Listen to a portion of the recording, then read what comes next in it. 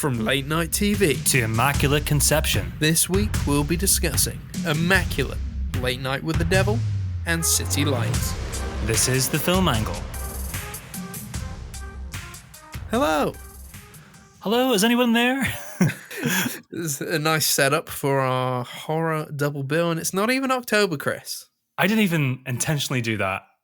Yeah, I don't know. It's like whenever you watch a horror film, there's always that inclination when you're doing an episode to like keep it that way. I don't know why. Just every other genre, it's like, oh, we'll mix it up. But this time, like, yeah, let's go horror centric this week. Yeah. Well, it's weird. It's kind of like this time of year they sometimes drop a few kind of lower budget films, and that seems to be what they've done. Even though we are maybe coming in a little late to these two, but they're still playing in the cinema, so here they are.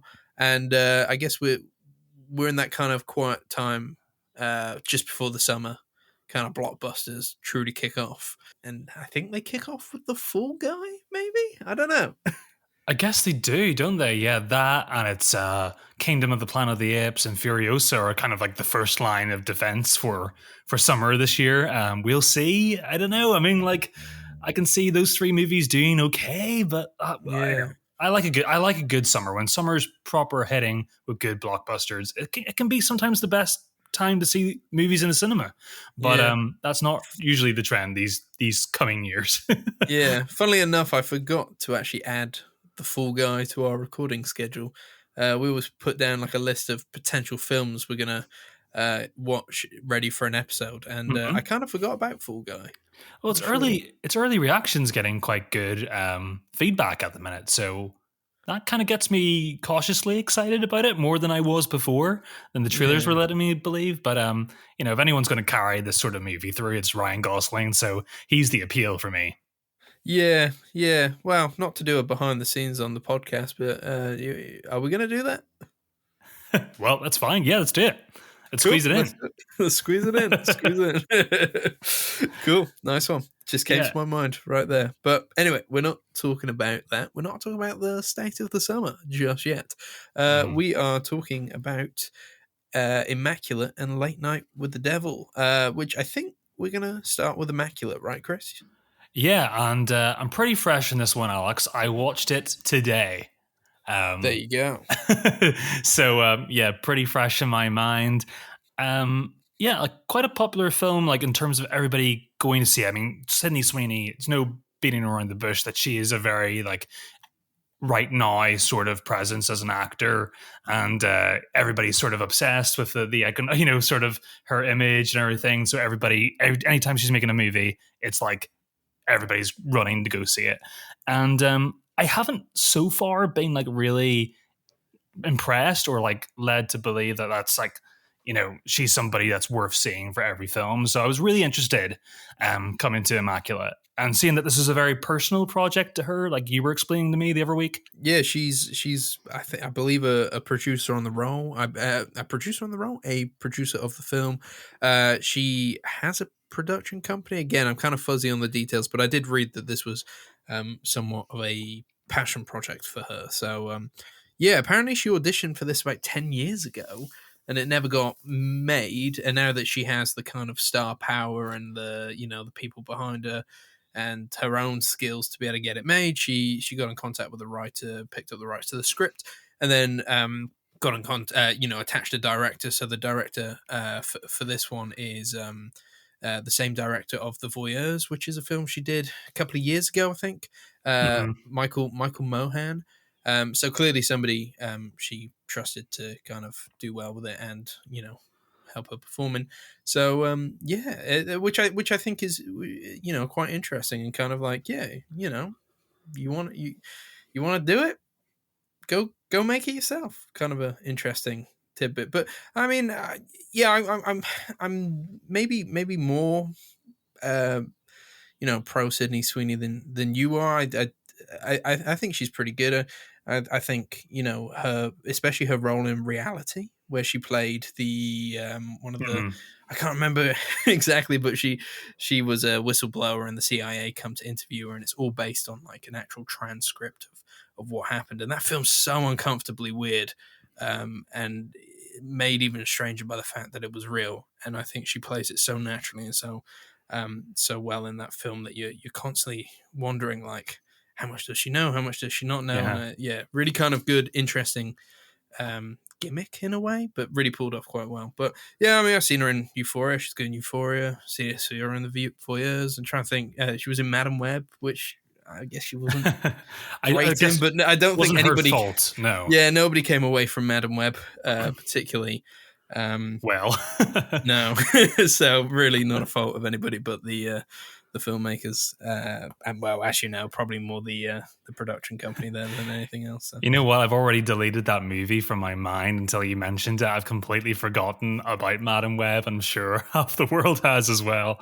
Absolutely, it's weird, actually, isn't it? It feels like it was so long ago. Yeah, right. I don't know why, but yeah, it felt like we That's got so through that. funny because after I watched Immaculate today, I got recommendations on my TV that like Sydney Sweeney like adjacent movies, and Madam Web came up, and I looked at it. I was like, oh yeah, it was 2024. You're right. It's like I can't believe that happened this year. But yeah, anyway, I mean, yeah, I guess reality. You're so right. I forgot about that film as well, actually, and she is the thing that makes that movie really work for me. Even though that movie didn't really work at all completely for in terms of like an entertainment piece of film media, I guess it was a really interesting exercise and showcased her acting for me, at least at the very least. But yeah, this is a bit of an old school Hollywood horror movie, I would say, coming out of this Immaculate. It's got kind of like its fingers are in a lot of different horror tropes and pies here. Yes, and kind of, not to not to completely just throw my opinion on the table, but kind of just plays off things we have seen previously as well. But yeah, Sweeney in the film, she plays a nun called Cecilia, who's come over from America to Italy to be part of a convent. She had some kind of what do you call it when near-death experience on a river. When she was 12, yeah. That's it. Which I can't fully remember why that was a big deal in the film. I was starting to clock out a little bit near the end as they were explaining everything. Okay, so from my memory today, I think she kind of, as the movie goes along, isn't explicit, but confesses that she had traumas as a child, and she used to actually self therapy thing by going into the river, the frozen river, and it was like physically numbing her of the emotional pain. And one day she went too far and fell in and drowned and died for like 7 minutes. Yes. And then it was a miracle that she was saved and resurrected from the river. That's it. And then this convent, spoilers, though it's pretty blatant from the very first second, are not all what they seem to be. Big shocker there. Evil convent. And Cecilia finds herself pregnant, despite being with no man. So, Immaculate Conception, the next coming of Christ, evil nuns. Yeah. I guess not all of them. I mean, a lot of them are just background, but I've only seen like a few nun movies. I mean, it's not like the world's biggest genre ever, but there is a trope I recognize already. She comes in, she's the new it girl, and like there's the one nun that hates her because like she's jealous. Like I've seen that. I just feel like I've seen that loads of times before. There's the one that she befriends, and then but she's a little bit more of the edgy one. It's kind of almost like joining the high school. Almost reminded me of Mean Girls at the start. It even has like a montage of of her getting on well. Yeah, like speed through like these guys are friends, which I thought was quite. I don't know, kind of tickled me at the time. Don't know why. Just something. I mean, the whole film just felt a little, just was going through the motions. I think that's the best way to put it, really. I think it is just going through the motions, and it feels a little bit flat. It had the visual sense of. Was it really dark for you? Like I thought anytime that it was a nighttime scene going on, I blacked out room watching it, and I couldn't see some parts of certain things. I can't remember having that issue. Yeah, well, I just thought it was a very monotone looking film anyway, and the even when it was like daytime scenes, it had this very like early 2000s look to it, like almost like that sort of stigmata, those sort of like throw off Christian horror adjacent movies that we'd seen in like 20 years ago. It had that sort of like dull look to it, where like Yes. nothing was really popping, and it was a little bit grungy. Yes. Yeah, no, I agree. I mean, like, there is a lot of it that just kind of looks like old horror films that we've seen prior. Even the poster just screams like The Nun or something like that, doesn't it? You Yeah, know? it did remind me of that Conjuring universe movie, The Nun, a lot, like how it looked, just that sort of blandness. Yeah. Yeah, which I is a guess it's hard shame. to make that environment pop a little bit, isn't it? I mean, convents look like convents at the end of the day. Yeah, there is a very nice shot where she's like all dressed in gold and her hair's all uh, like curly and got gold things in it. Oh yeah, when they You can dress tell her I'm up a like dude. Mary. Yeah. I don't know, The curly hair with gold gold things in stuff. it. Yeah, so I remember that was a cool shot. I mean, like it's competently made. It's not like it's lacking in that department. It just there's nothing inspiring, but it's not badly filmed either. The performance, no, I would say that probably is the strongest part of the film for me. Sydney Sweeney, I think, even though we get the backstory, it still doesn't feel like we really have a grip on who she is as a character, and it takes a long moment to even get to that plot point of her and her 12-year-old background. But yeah, I kind of feel like you're just following somebody who has a past, but we're not allowed to enter that or like find out about it at any point. So she ends up feeling a bit of a flat character as well, despite the heavy lifting that Sweeney is doing on the acting front. Because on the horror moments and the really gory moments, and there's plenty of those, especially in the later half of the movie, she does definitely own them and make the most out of those moments. Yeah. I agree. I don't think it's her fault that the character, at least in the first kind of 2/3 of the film, feels a bit flat and a bit lifeless. I think it is more to do with the writing. I think there's an element as well. I mean, we like short films here, but potentially if the film was more interesting, Mhm. having a slightly longer time to kind of settle into the convent and kind of understand the surroundings and how the whole kind of how the hierarchy works and the family dynamics, all that kind of stuff would have been Yeah, you're so right. It is like interesting to kind of settle into before turning it on its head. But it turns it on it, something's up pretty early on. Yeah, you're so right. It is like it's kind of just like higher members of the convent just step in whenever they need to step in for a scene. It almost like kind of reminded me of Suspiria, where it's just like everybody's in on it, and it's this conspiracy of like I know it's the clergy in this state, but it's like a group of witches almost as an equivalent, if you will. But Yeah, I didn't even think to consider Suspiria or something to kind of connect it to, but that is very right. It was kind of like Suspiria, and then I felt like a lot of the plot points fell into the kind of Benedetta range as well. If yeah, yeah, which is a film I loved from about 2 years ago. Um, which there's, I mean, not all completely, it's not ripping the film off or anything like that, but there seems to be a lot of parallels to some of the elements here. The jealous nun that ends up jumping off a rooftop, and the friend and all that kind of stuff. So I don't know, maybe I'm reading too much into that just because both films contain nuns. okay. But yeah, that film kept coming to my mind. It's also one of my favorite nun movies. Yeah, Benedetta is great. I obviously you're like on another level in terms of adoration for that movie, but I really did love it. I think I agree with you. I think it's the best nun movie I have seen in the small like cluster of ones I've seen. It's gonna be hard to beat. It's gonna be hard to beat. Yeah, I did see a French one with Anna Karenina. I think it was just called The Nun. That was pretty good. Oh, is that like the 70s sort of Yeah, thing? yeah. Yeah, okay. Yeah. No, I haven't seen that one, but yeah, I mean What what makes makes a nuns nun? so interesting? Do you think? Do you think it is just I guess it's a different? world we don't know, isn't it? Like it's not really something that because it's so shut off from our reality. It's like it's such a private community. it's fun to me, and it's the young women who pledge their lives to Christianity and become celibate. That's quite. It's an interesting for something like Benedetta to make a film about you know chaste and like being outside of your sexual like natural comfort zone and like seeing what that's like when a group of women are together and you throw in extreme religious sort of like iconography and themes in the background. It's funny to see where that kind of goes, and it's just like it's exploitation, isn't it? I Oh mean, yeah.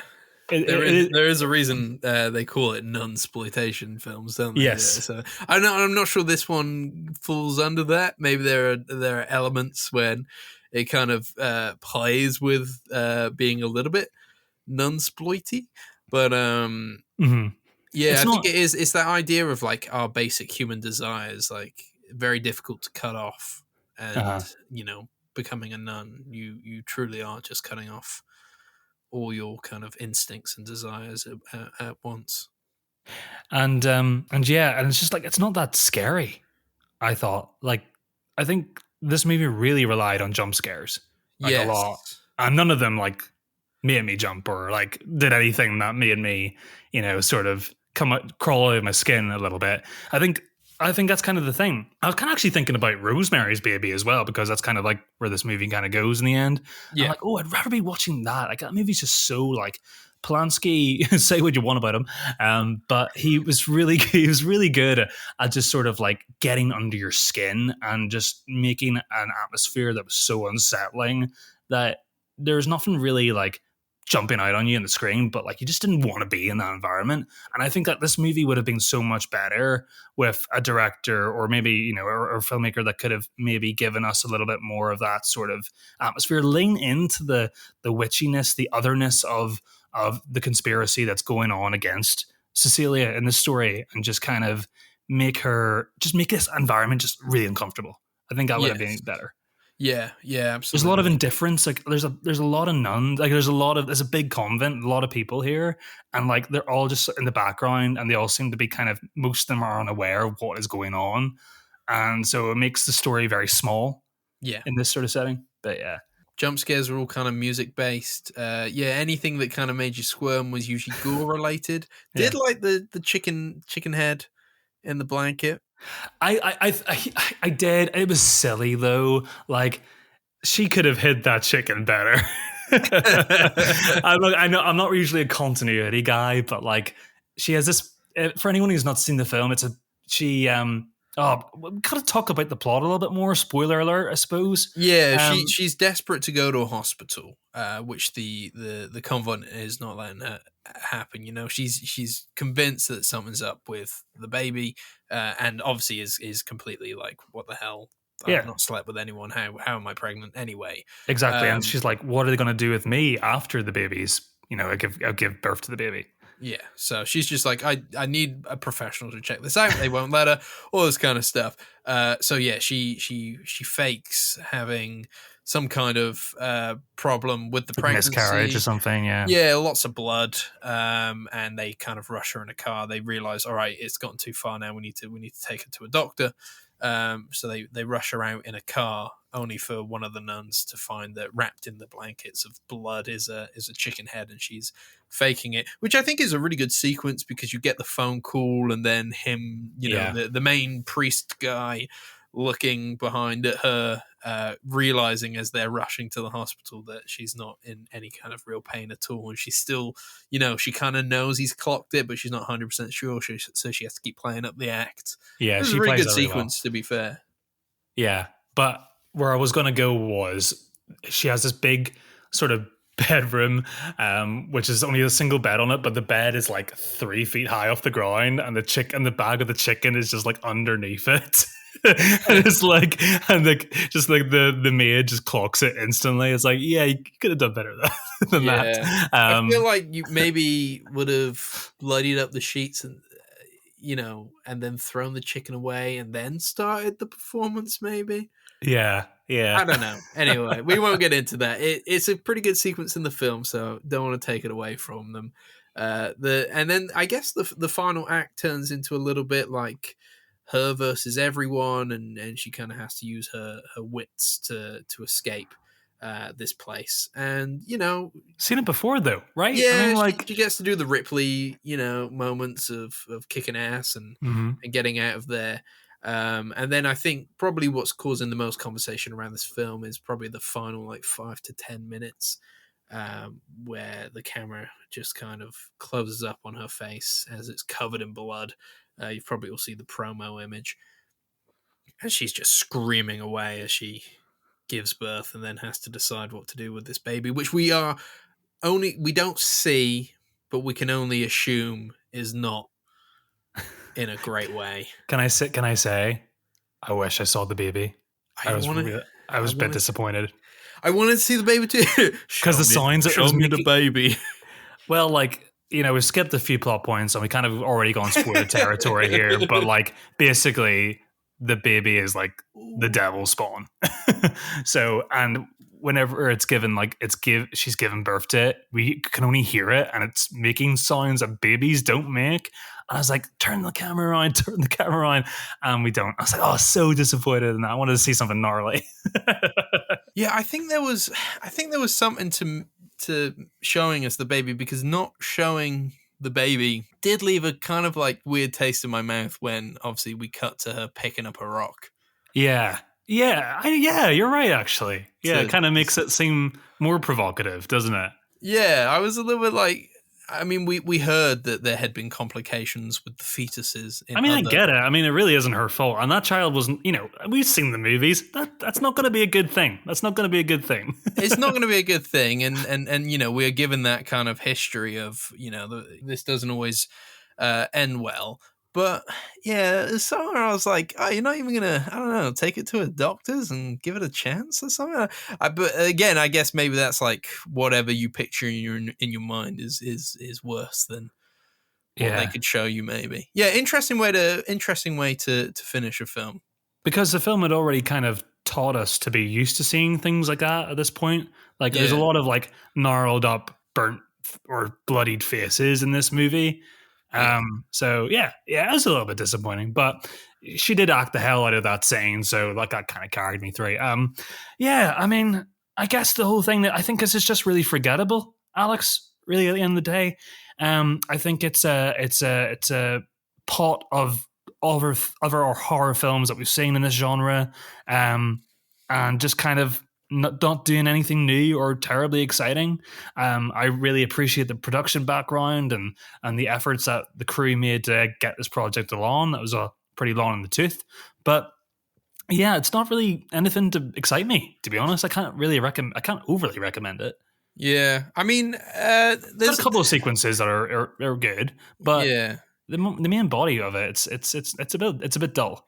You talking about how long this took to get made. If obviously what I read was correct, and Sydney Sweeney went for this about 10 years ago, I think that would have made it a more interesting film if it was a really, really young actress. Because I don't know how old Sydney Sweeney is, but I'm assuming like mid-20s. Yeah, I think she's born. She's 26. Yeah, so say she was 16 playing this character. I think that would potentially make the film more interesting, but then again, this film probably wouldn't get made without her current star power. So there's that. But it would take a her more away. Interesting dynamic, maybe. You're so right. Take her away completely from this project and put in an unknown actor in her place who does the same sort of performance, and it's fine. What are you left with?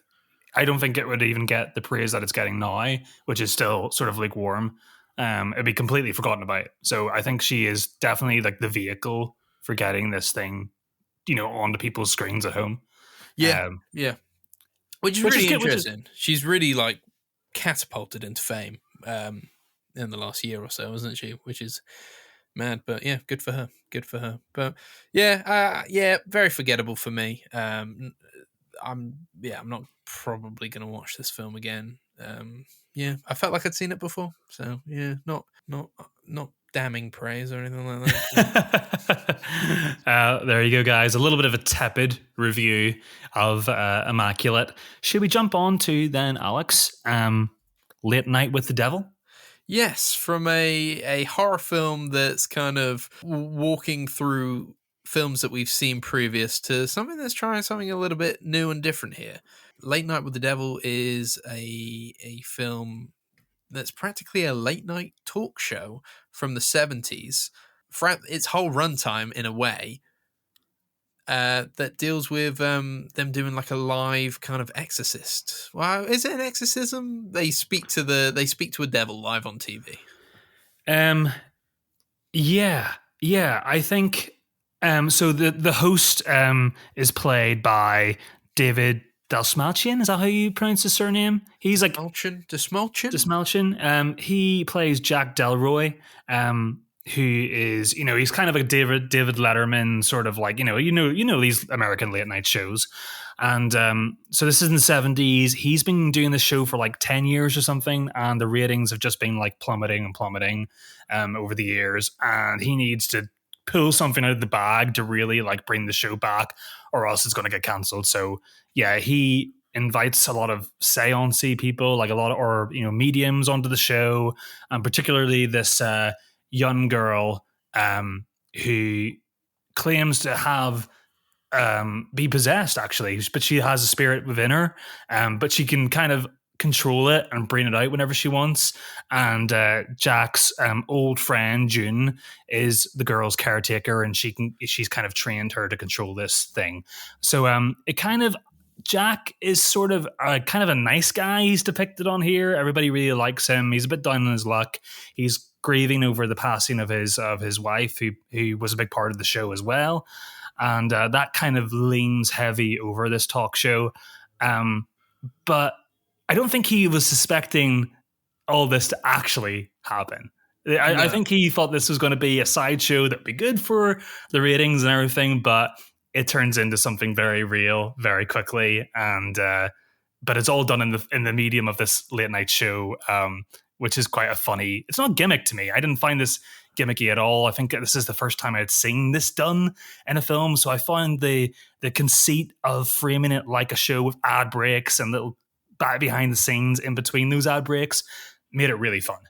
Yeah, I mean, I appreciate the originality. I did find it a little gimmicky, but like not, but in the way that I've found other films, that play with a gimmick, doesn't always have to necessarily mean a bad thing. But yeah, it plays on that kind of weird 70s America, the rise of the serial killer, weird cults, and our devil child is from one of these devil cults, or spawn of these devil cults and all this kind of stuff. It plays on that really kind of like weird, freaky time within Hollywood, and the kind of, I don't know. There's an atmosphere there that I feel like documentaries and films have really played into over the years that makes 70s Hollywood such a weird place to be. And really plays on all of that. The live broadcast stuff is really interesting. It starts with a bit of a kind of documentary style exposition dump of like everything going on to set you up for the narrative. It then jumps into the talk show. I did feel like I wanted the talk show to go wrong a little faster. There was like that first kind of like 20 to 30 minutes. I was like, come on, give me something more here. Okay. I needed something to happen. But yeah, when it gets going, it's really interesting. There's also from the filmmakers themselves, there's this kind of attempt to keep it within the style of a film that was or a show that was made within the 70s, but also even like a film that was made in the 70s. The visual effects when shit starts to hit the fan, look very, like very Cronenberg. very Cronenberg. A lot of puppetry, and that kind of VFX, and I think that I liked that attention to detail. Which leads me to wonder why, and I'm sure we'll go into this later, they used AI for some of the imagery. But I think it's like 3 title cards were designed somehow with AI technology, which the film has come under a little bit of heat for. But it does make me wonder why, when everything else is so kind of detailed within the 70s. But maybe we'll get into that later. But Dave Desmalchian is kind of brilliant here. I feel like he's always been a bit of a side character in a lot of films, a lot of sci-fi films. I know he was in Yeah, Dune. I know he was in Blade Runner.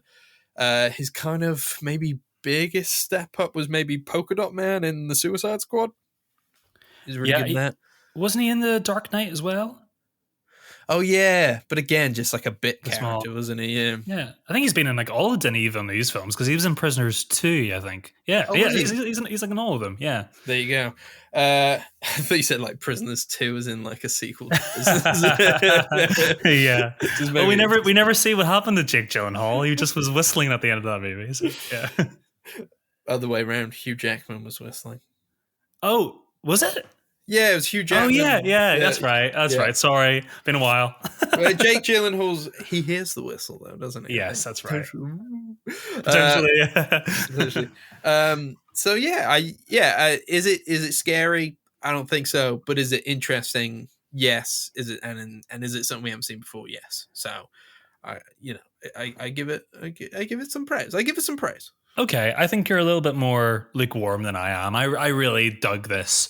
On a filmmaking point of view and performance wise, I think David Dastmalchian does such a great job at leaning into such the detailed idiosyncrasies of that sort of performance of like being on a talk show. Like every micro movement or inflection that he's making is so accurate, and I really love his side guy that he has. You know, like Letterman has, or Fallon would have. We have Gus, who's like he heads the band on the and we have these asides with him on the camera where they play off each other, and I just find that stuff funny as hell, to be honest. It really just gets that so right. Even by today's TV standards, we still have a little bit of that, but I quite liked the ad breaks. I liked how slowly we got into like the real meat of the horror elements of the film, because it was kind of actually like watching a TV show where it's like, is it going to happen? Oh, they're teasing it for the next part. It was that sort of thing where like I'm expecting the good stuff to happen,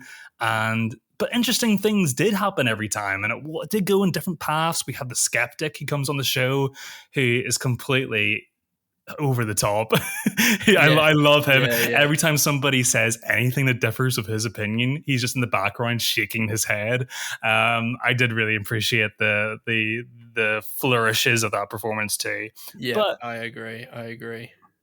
But I just think it was really fun. I mean, I'm seeing a lot of not outrage, but like dismissiveness of the use of AI. Until we had this conversation, Alex, I didn't even know this film had AI in it. I wasn't aware of the discourse. So when I watched the film, I wasn't aware. Whenever I saw the title cards, like we have to interrupt this, technical difficulties, blah, blah, blah. Yeah. I understand that's the part that was AI used to make those graphics. Is that what you're saying? Apparently only 3 title cards, which are parts of the breaks. Yeah. Well, I'll tell you what, when I watched the film, I was watching it with Lauren and I said, oh my goodness, those are so well designed. That's so what that would have looked like back then. And so for me, not knowing that conversation going into this film, it obviously worked. It obviously worked on me. So I don't know, people are just like wanting to attack that because they just want to attack it because that's a conversation to be had right now. And, people, I don't know. I didn't see it as a cheat. If it helped them get this product over that worked, and it's not something that's like baked into the writing, it's just a throwaway graphic. I mean, I think potentially, like, and I agree. I don't think we need to jump on the small indie film for this too much. Maybe it's just because it's one of the early examples of it being used. Though I wouldn't be surprised if some big studios have already started using the technology and not really spoken about it too much, and therefore it hasn't come to their attention. But I think there is, it works obviously, because most people went over the head. I'm just chronically online, so I can't help that I know. No, not at all. I mean, it's interesting to know that actually, but yeah. But yeah, it's kind of like one of those things where it's like it's 3 small title cards. It could have easily have been given to an up and coming graphic designer, somebody to kind of create and slip £100 or something, maybe more. I don't know. Could have been a last minute decision. Yeah, and it could have been a last minute decision. The other thing to say as well is like this film, I think, was like ready a year ago. I remember hearing about this. Like, I think it was on I think Dave Dismartin's friends with Kevin Smith, and he'd shown him the film probably like this time last year. Mm-hmm. So the AI discourse was very early days then, and nobody, we hadn't had the strikes, we hadn't had anything. I think potentially it's just a young indie directors maybe just using a technology that they didn't know at the time would cause such a massive amount of uproar. But yeah, I don't think we want to jump on the small indie film for this. I saw a documentary on Netflix the other day called What Jennifer Did, which used AI imagery, or at least not that Netflix have confirmed this, but it looks very much like has used AI imagery to manipulate a true story to create happy images of a woman that weren't previously there to feed into this narrative. Wow. I think that is kind of disgusting if true, because that's a documentary and that shouldn't have even been, somebody shouldn't have even uttered the idea out loud, let alone Yeah, that's committing like to news it. of the world sort of stuff. That's like pure exploitation. Yeah. That is, yeah, the ethics of that are awful. So, yeah, I think we should turn our attention elsewhere. Yeah, and in this movie, you just get like a cute little oil on top of a TV. You know, I quite like that. It's quite cute. I'm not Yeah, gonna get well, angry about that. in the set design, I can only assume that imagery was created by somebody, and that imagery then informed the three title cards because Yeah. unless more AI was used, then they're letting on. I don't know, but Listen, we're um, talking too much about it, aren't we? no, but Um, it's one of those things that's definitely going to kind of like dominate the discussion going forward. I don't think this is the last time we're going to be talking about the ethics of AI and film. This might just be one of the well, the I'm first. just it's just worth talking about. You're right because I'm on Letterboxd here, and I'm just seeing review bomb after review bomb, just talking about that one aspect of an otherwise what I think is a really great film that has really good ingenuity and showcases an actor who has been around for a long time and finally getting his moment. And I think he really takes it by the horns and really it manifests a really great, charismatic, three dimensional performance within this sort of con- very trapped medium of telling the story. And I think it succeeds. It made me laugh a lot, this whole movie. Like, even I think it's more funny than scary, but because it is kind of a one big skit, right? It's one big love letter to a type of medium of Yeah, telling stories on TV and that whole sort of time period. So and it just gets all the details right.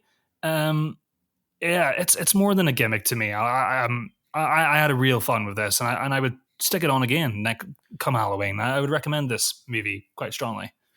I had fun with it. I enjoyed seeing something different.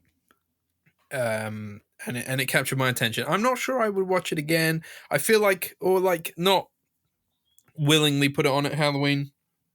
I felt like I could see a lot of the plot points coming. Like nothing surprised me too much.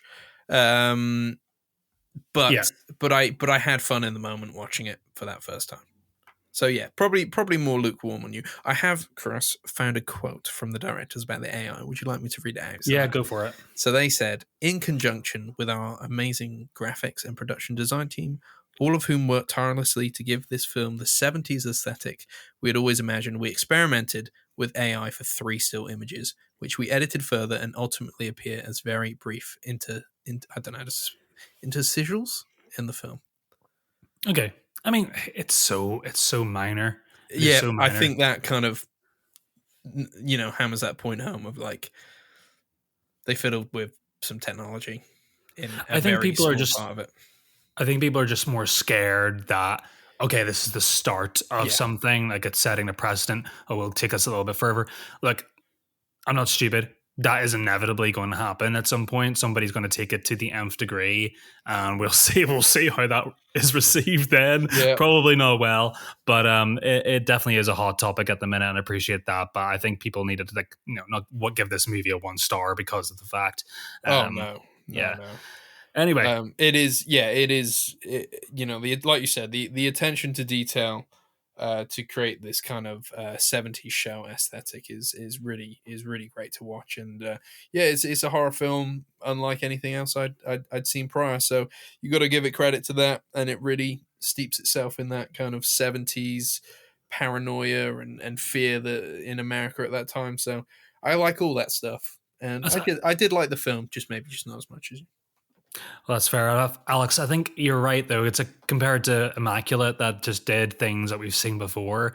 It's horror is one of those genres that unfortunately you can't do the same thing too many times. Action, as long as the action's always good in an action movie, we can see the same plot points all again. We're there for the choreography and the fights and all that sort of stuff. But yeah, I appreciate seeing a horror movie be creative and not like an Amazon Prime or like a Netflix original where we're just seeing like the same stuff but not as good. So props to it for that. Yeah. I think that's it for our two big movies for tonight, Alex.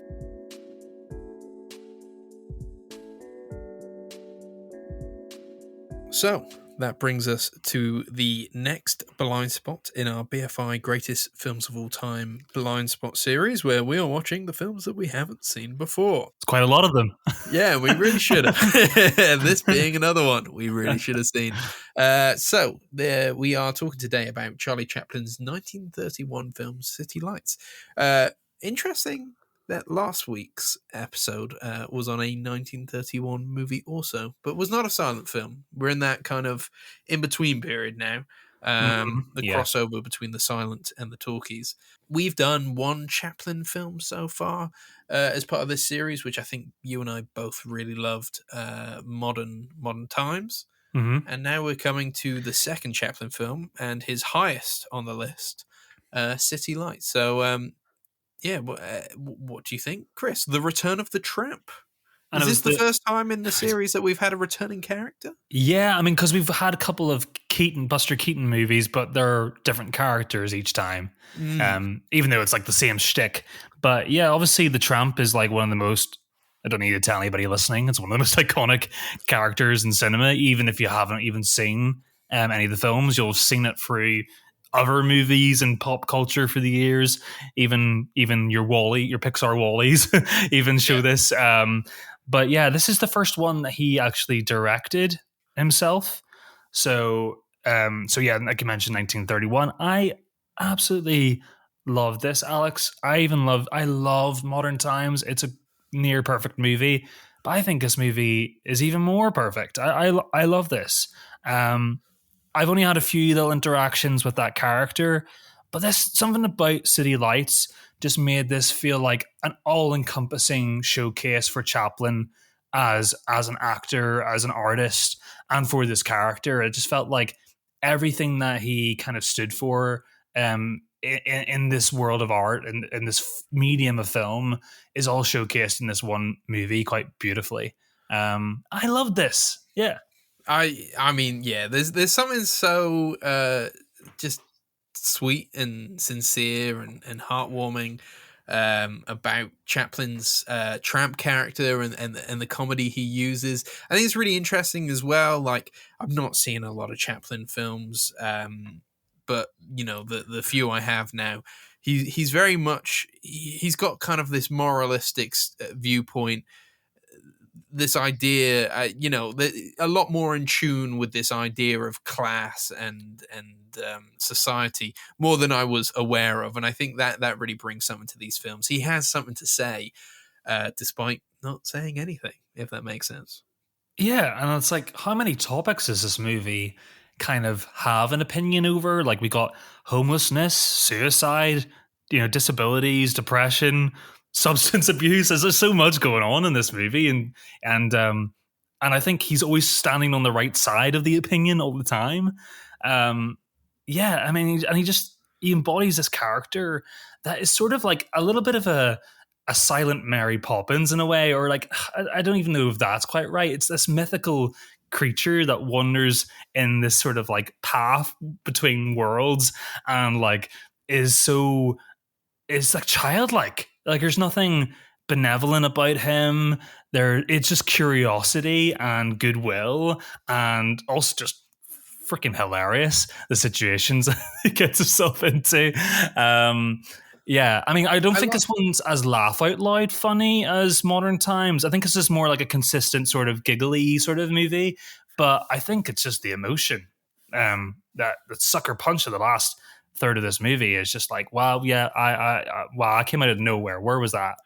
Yes, yeah, yeah. I always love how all the skits kind of like work together as well. I think that's really Mm. interesting. Like for some reason, there was always a part of me that thought that these kind of films were just like almost like sketches, but they're really not. They all kind of weave into each other, and even though they are kind of sketches in their own right, they all serve a purpose to the story in the long run, and I like that a lot about it.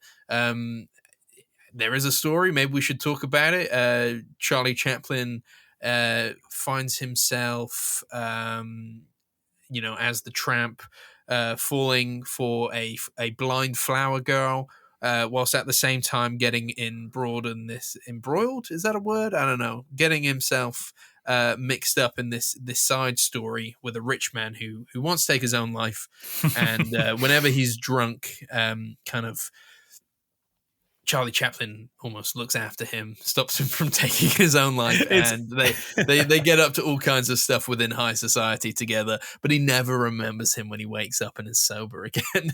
But then when he's drunk again, he remembers him. So, and at the same time, Charlie Chaplin's using that to try and fund some money for the blind flower girl,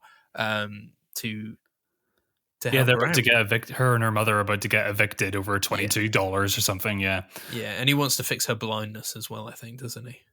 Yeah, that comes at the end as like a little bonus, but yeah, yeah, yeah. That's like that was a pipe dream, that one, but it came to fruition. Yeah. Did you know, Chris, the blind girl played by Virginia Sherrill, and her and Charlie Chaplin did not get on. Famously, Oh did not wow. get on. Both did not enjoy working with each other. In fact, Charlie Chaplin was really struggling with the scene where they first meet, and he'd filmed it multiple times, and something wasn't quite clicking, and he decided it was her. So he fired her and brought in an actress that he'd worked on prior, I think in the Gold Rush, Uh-huh. before then going back and rehiring Virginia Sherrill to play the part of the blind girl. So it was quite a troubled production. His mother died early on, which shut down production for multiple weeks. The rich guy was originally played by somebody else who didn't want to get in the water for that early sketch scene, and Charlie Chaplin decided to fire him there. So he was full on. He At a was, crossroads, yeah. yeah, he was at a crossroads here. This is also the first film in which the score was created for it. So prior to this, orchestras would play music live within the cinema, and that was something that was slowly coming out. Charlie Chaplin was under pressure to convert into talkies, as that was the big thing in the era. But he famously said that he saw it only as a gimmick and said they had 3 years maximum.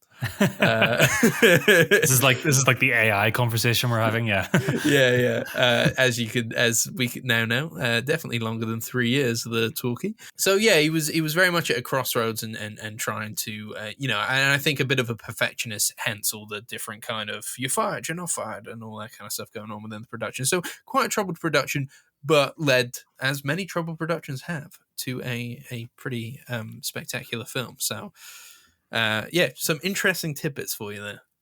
I mean, he did manage to get a pretty great performance out of Virginia in the end. I mean, she is like really radiant in this movie. Like she just has this, even though she's playing like a toned down sort of girl next door who's got blindness, she just seems to have this sort of like real quality. I mean, I guess that's a product of silent film, the way they shoot women in these films of this era. But there is something really magnetic about her, and that relationship that she forms with the tramp, who obviously, if she had seen him in person, unfortunately, is kind of what Chaplin's conveying in this film. She wouldn't probably give him the time of day, but it really has this really interesting commentary on like love is, it's not, it's not appearances or can be deceiving, and he is so lovely in this. He is like, how can you not fall in love with him in this movie? He is pretty down on his luck, like you mentioned, the eccentric millionaire he's called, who gets drunk every night, turns into Chaplin's sugar daddy.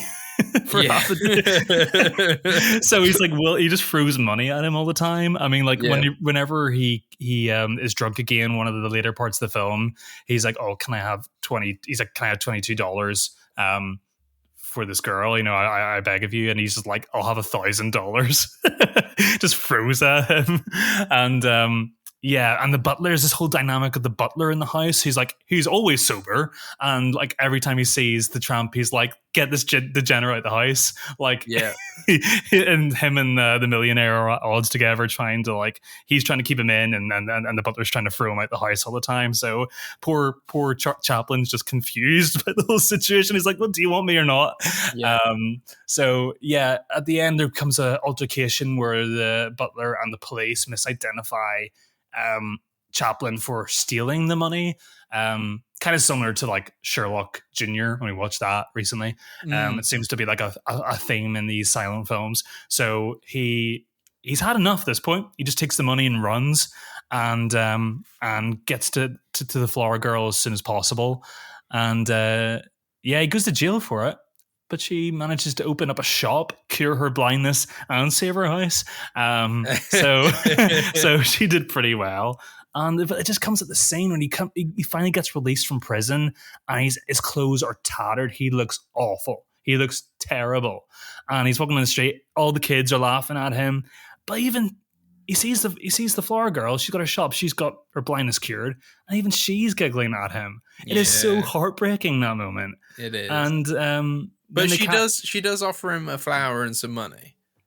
Yes, in a pity way. Yes, yeah. In a pitying way, definitely. I mean, the ending does. I think the ending makes the film, right?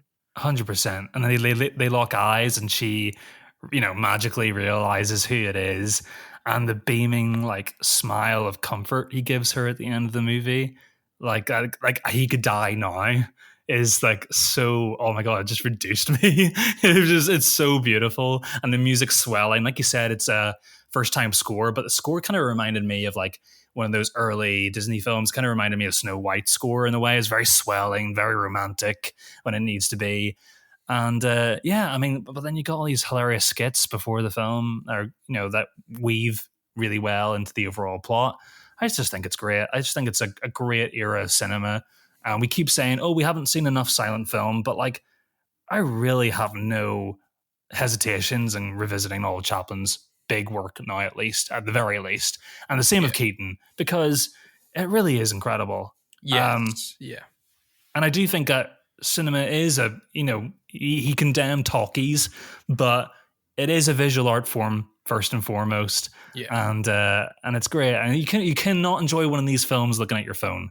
You're just like, you put your phone down, you enjoy one of these, you laugh out loud, you maybe get swept up in the romance or the plot, and yeah, you're taken out of 2024 for a couple of hours, and it's lovely. Yeah, there's something so heartwarming about it, isn't it? It's just something cozy. And you're like, part of me wants to say nostalgic, but none of us lived through that time, so I don't know what I'm nostalgic for. But I love watching those films, and like, it's such a basic thing to say, but you're seeing like the really elderly members of the cast there, and you're like, dude, you were born in like 1850. I just find it so fascinating to watch on the TV screen. I love that.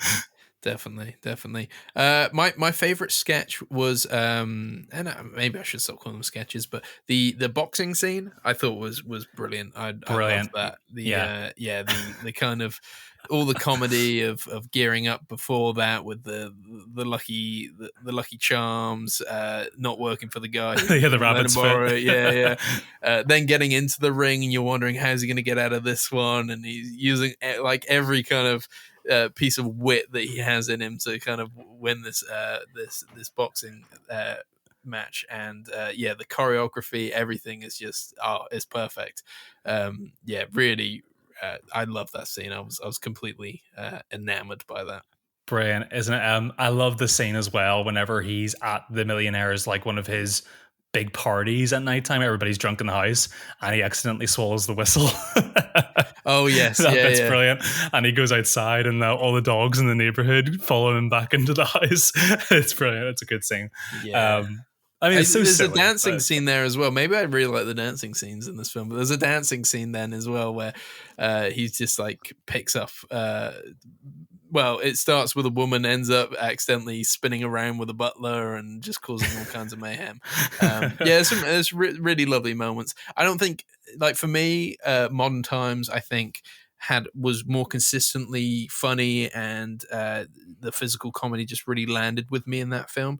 There was, for me, it lagged a bit here. So I think if I was to rank the two, I would put Modern Times just slightly above City Lights, but it's still a great film. There's like no wrong answer, I don't think, really. There is there. It's kind of a preference thing. Yeah. They're both like as good as each other, I think, in my mind. I love. This is the good thing about doing this series. I love watching these movies. So yeah, keep them coming. Anything else on City Lights, Alex, or you happy enough? Yeah, I think I'm happy. What about you? I'm happy just talking about it. Yeah, it's put a real smile on my face talking about that movie, actually. Really, really love it. Next week, we have Panther Pincelli, which is our first Indian film, I believe, on the list. Yeah, we're really excited about that one. And very famous. I believe it's the start of... Is it the Apu trilogy? That's correct, yeah. So, very famous, and I've not seen any of that trilogy. So very excited to get into that one and to delve into a kind of different culture in a different country yet again on this list, one that we haven't seen before. So yeah, really, really excited to get to that. And then big film wise, we're both going to go see Challengers, the new Zendaya Luca Guadagnino film. Well done. Thank you. With the first true love triangle, potentially. Yes, and I'm really excited. Mike Feist is in the cast of this film. Yeah. He was in West Side Story, a really good up-and-coming actor who I've been really excited to see him in another production, so I'm really looking forward to seeing him in this. It's getting a lot of hype, so... And I like a Luca Guadagnino film, so I'm excited. So we'll see if it lives up to that. The first time Zendaya has been the lead in a film, apparently. She's good enough. She is good enough. So. Or at least a lead in a big film. I'm not 100% sure of all her film history, but I think I saw something today saying first time truly leading a film. I guess Dune Part 2 isn't really a lead role for her, I suppose, is it? No. It's nearly, but she's I think she's incredible in everything I've seen of her so far. So very excited to see her take center stage for this one. And you know me, Chris, and I know you, but Luca Guadagnino's right up our street. Yeah, like even like his most tepidly received movies, I still kind of love. Like I love Bones and all, even for its flaws. Every film you get from him is going to be unique and have a lot of passion put into it. We love the Suspiria remake. We really love Call Me by Your Name. So I'm expecting to be right up my street. Fingers crossed. I mean, can congratulate something on you haven't seen already. So we'll see it. We're just excited. We're excited. We're excited. Yeah. And you don't really get good sports movies. Well, you do get good sports movies, but not to this degree of like auteur level sort of filmmaking. So yes, yeah, tennis films. Interesting. Not my cup of tea usually. I've seen Wimbledon, and that's it. I think. Yeah. Anyway, we're not talking tennis movies. Yeah, we're not talking tennis. That's not how we're finishing the show tonight. But yes, really excited to catch that one later this week. I think that's it for now. I think it's a recommend maybe on Immaculate, a definite recommend on Late Night with the Devil, and a very, very strong recommend on City Lights. Basically, the episode goes like this. That's my review of today's episode. Brilliant. I'm going to cut that audio out and keep it for myself. Oh, great. That's great. That's coming out on my birthday. It's going to be my new ringtone. Go follow us on TikTok and Instagram at The Film Angle. Always helps if you leave a review or rate us 5 stars on whatever platform you're listening to. And then if you have any friends and family who like films, then, point them our way. Yeah, that's pretty. That's a good recommendation of something to do, Alex. Exactly. If you like films, this is a film podcast, so please listen to us. yeah, it's always nice, but that's it. My name's Alex. My name's Chris. Goodbye and good night. Goodbye and good night. I always think you're going to say goodbye and good luck. Goodbye and good luck. Bye.